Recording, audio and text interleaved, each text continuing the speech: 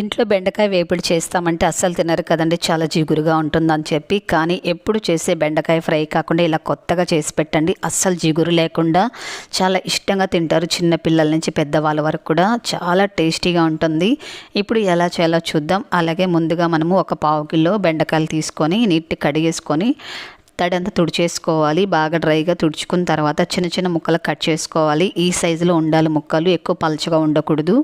ఇప్పుడు వీటిని పక్కన ఉంచుకుందాము. స్టవ్ పైన ప్యాన్ పెట్టుకొని ఇందులో తగినంత ఆయిల్ వేసుకోవాలి. ఆయిల్ వేడెక్కిన తర్వాత పోపు దినుసులు వేసుకోవాలి. ఇవి కాస్త ఫ్రై అయిన తర్వాత కట్ చేసుకున్న బెండకాయ ముక్కలు వేసుకొని హై ఫ్లేమ్లో పెట్టుకొని మట్టుకే ఫ్రై చేసుకోవాలండి. సిమ్లో కానీ అలాగే మీడియం ఫ్లేమ్లో కానీ పెట్టారంటే జిగురు వచ్చేస్తుందండి. కాబట్టి మీరు హై ఫ్లేమ్లో పెట్టుకొని కంటిన్యూగా కలుపుతూ ఉన్నారంటే చక్కగా ఫ్రై అవుతాయి. అస్సలు జిగురు అనేది రాదండి. ఈ టిప్పు ఫాలో అవ్వండి. చూడండి చక్కగా ఫ్రై అయిపోయాయి, బాగా మంచి రంగు కూడా వచ్చేసాయి.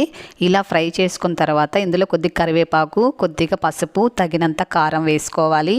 అలాగే తగినంత సాల్ట్ వేసుకొని కొద్దిగా ఇంగు అనేది యాడ్ చేసుకోండి. కంపల్సరీ యాడ్ చేయండి, చాలా టేస్టీగా ఉంటుంది. మీరు ముందే సాల్ట్ వేసారనుకోండి బెండకాయ ఫ్రై చేసేటప్పుడు జిగురు వచ్చేస్తుందండి, చాలా జిగురు వస్తుంది. కాబట్టి బాగా ఫ్రై అయిన తర్వాతనే సాల్ట్ వేసుకోండి. ఇలా వేగుతూ ఉండగానే మనము పక్క స్టవ్లో ఒక ప్యాన్ పెట్టుకొని 1 టేబుల్ స్పూన్ ధనియాలు, 1 టేబుల్ స్పూన్ మినపప్పు, 1/2 టీ స్పూన్ జీలకర్ర వేసుకొని వీటిని ఫ్రై చేసుకోవాలి. ఇవి మంచి కలర్ వచ్చేందుకు ఫ్రై చేసుకోవాలి. చూడండి మంచి కలర్ వచ్చేసింది.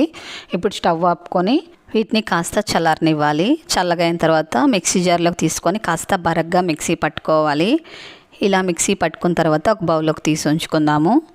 అదే మిక్సీ జార్లోకి 2 టేబుల్ స్పూన్లు మనం చట్నీ చేస్తాం కదండి పుట్నాలు, వాటిని వేసుకొని కాస్త మెత్తగా మిక్సీ పట్టేసుకొని ఇది కూడా ఒక బౌల్లోకి తీసి ఉంచుకుందాము.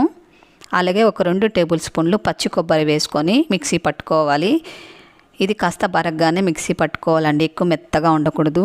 చూడండి ఇలా మిక్సీ పట్టుకుంటే సరిపోతుంది. ఇప్పుడు దీన్ని పక్కన ఉంచుకుందాము. బెండకాయ చూడండి చక్కగా ఫ్రై అయిపోయింది. మనము ఇందులో కారపొడి వేసాం కాబట్టి బాగా పచ్చి స్మెల్ పోయేంత వరకు వేయించుకోవాలి.